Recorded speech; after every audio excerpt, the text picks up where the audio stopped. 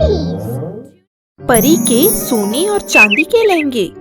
गोरखपुर गांव में रोहिणी अपनी माता पिता के साथ घर में रहती थी। उसके पिता रोहिणी की सब ख्वाहिशों को बहुत ही हंसी खुशी से पूरा करते थे। रोहिणी भी अपने माता पिता की इकलौती और लाडली बेटी थी, पर उसकी किस्मत में काला रंग उसकी सारी उम्मीदों पर पानी फेर देता था।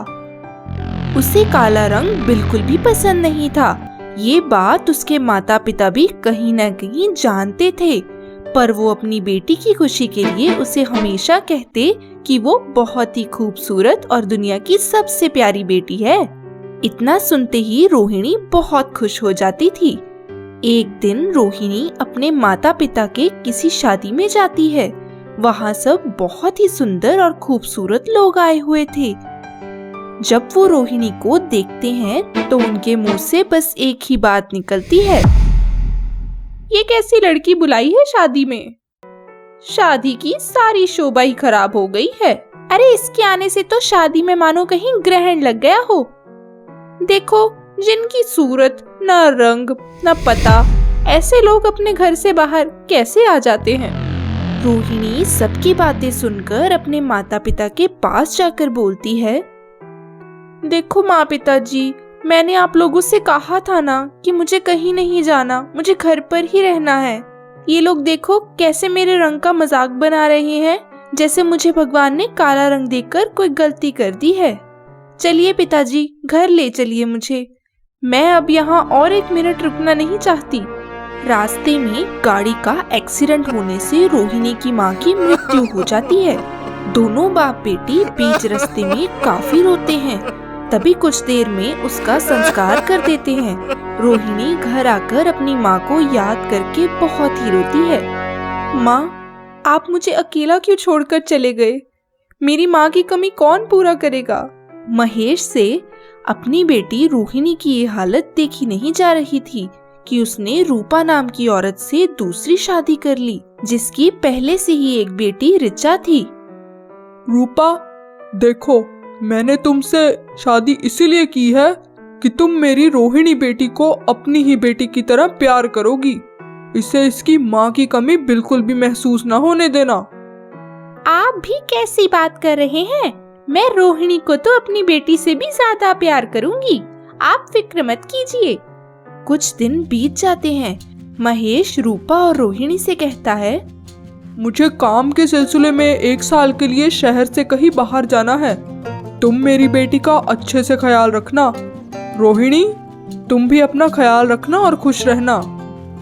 जी पिताजी, आप जल्दी वापस आ जाना। हाँ जरूर, मैं जल्दी वापस आऊंगा। महेश चला जाता है। तभी कुछ ही देर बाद रूपा ने अपना रंग दिखाना शुरू कर दिया। ऋचा, इसका बाप मुझे इसका ख्याल रखने के लिए बोलकर गया है। जैसे मैं इसकी नौकरानी हूँ, ऐसे मुझे बोलकर गया है। नौकरानी सी शक्ल तो इसकी है। हाँ माँ, पापा तो पूरे 1 साल के लिए घर से बाहर गए हैं। क्यों ना घर का काम आप जो करती हैं इस महारानी से आज से क्या अभी से करवाए। हाँ, तुमने बिल्कुल ठीक कहा। सुन कलमुही, आज से तेरा कमरा मेरी ऋचा का होगा। तू स्टोर में जाकर सोएगी। माँ, ये आपको क्या हो गया है? पिताजी के जाने से ही ये आप मुझसे किस तरह से बात कर रही हैं? तुझे मैं बताऊं कैसे बात कर रही हूँ? माँ देखो, ये काली महारानी कैसे आपसे जुबान लड़ा रही है। ऐसा कहकर दोनों माँ बेटी रोहिणी की खूब पिटाई करती हैं। कुछ दिनों बाद रोहिणी के पिता की दुखद खबर आती है कि उनकी मौत हो गई है। रोहिणी बहुत ही रोती है। पिताजी, आप भी मुझे क्यों छोड़कर चले गए? मनहूस कहीं की, रो रो कर सारा घर सर पर उठा रखा है। तेरा बाप मर गया, अब सारी प्रॉपर्टी मेरे नाम हो गई है और एक मुफ्त में नौकरानी भी मिल गई है। मैं तो बहुत खुश हूँ। रोना बंद कर, हमारे लिए जल्दी से खाना बना कर ला। ऐसा ही चलता रहता है। रोहिणी घर का सारा काम करती और खाना भी खुद बनाती है। सुन कलमुही, मेरी ऋचा का कल बर्थडे है। उसके दोस्तों को मैंने घर पर पार्टी के लिए बुलाया है। तू जाकर शहर से बाहर टेलर से मेरी ऋचा का लहंगा लेकर आ।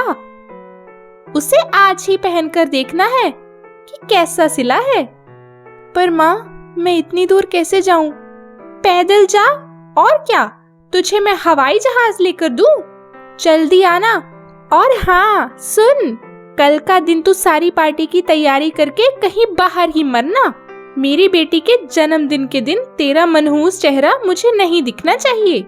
रोहिणी जल्दी से पैदल जाकर लहंगा लेकर घर ही जा रही थी कि रास्ते में उसे एक औरत की आवाज सुनाई दी। मुझे बचाओ, मैं इस नदी में डूब रही हूँ, कोई तो मुझे बचाओ। तभी रोहिणी इधर उधर देखती है और बूढ़ी अम्मा को बचा लेती है। अम्मा, आप कैसी हैं? तेरा शुक्र है बेटी, तूने मुझे बचा लिया। आज तू ना होती तो मैं मर ही जाती। बोल बेटी, मैं तेरी कैसे मदद करूं? कुछ नहीं अम्मा। उसका उदास चेहरा देख वो बूढ़ी औरत सुंदर परी में बदल जाती है। मैं एक परी हूँ, परी लोक में से घूमने के लिए भेष बदल कर आई हूँ। तभी मेरा नदी के किनारे पर से पैर फिसल गया और तूने मुझे डूबने से बचा लिया। मुझे सब पता है तुम क्यों दुखी हो। ऐसा कहकर परी रोहिणी को 2 जादुई लहंगे देती है। ये लो, 2 सोने चांदी के जादुई लहंगे हैं, ये तुम्हारी मदद करेंगे। सोने का लहंगा तुम्हें बहुत सुंदर बना देगा और चांदी का लहंगा तुम्हें खूब धन दौलत देगा। जैसे ही रोहिणी सोने का लहंगा पहनती है, वो बहुत ही खूबसूरत, बिल्कुल परी की तरह हो जाती है और चांदी के लहंगे से उसे काफी दौलत मिलती है। इस तरह से रोहिणी अपनी सौतेली माँ के अत्याचार से दूर कहीं अपनी खुशी से जिंदगी गुजारने लगती है। तभी एक राजकुमार भी उसे शादी करने के लिए तैयार हो गया। इसकी खबर दोनों माँ बेटी को हो जाती है। तभी दोनों रोहिणी की खुशी से जलने लगती हैं। माँ, अब तो वो राजकुमार से शादी भी कर लेगी। रिचा, उसका अगर हम सोने का और चांदी का लहंगा चुरा लें तो हमारे तो नजारे हो जाएंगे। तू और खूबसूरत हो जाएगी मेरी बेटी रिचा, और हम उस चांदी के लहंगे से और ज्यादा अमीर हो जाएंगे। तो जल्दी करो माँ, उस रोहिणी की बच्ची को हम जल्दी से इस दुनिया से रफा दफा कर दें। नेक काम में देरी कैसी? रोहिणी के रात को सोने के बाद वो माँ बेटी दोनों लहंगा चुरा लेती हैं और रोहिणी को जान से मारने लगती हैं। तभी उस लहंगे में से जहरीले सांप निकलकर दोनों को डस लेते हैं और दोनों मर जाती हैं। इस तरह से दोनों माँ बेटी के ज्यादा लालच से जान चली जाती है और रोहिणी भी राजकुमार से शादी करके काफी खुश रहती हैं।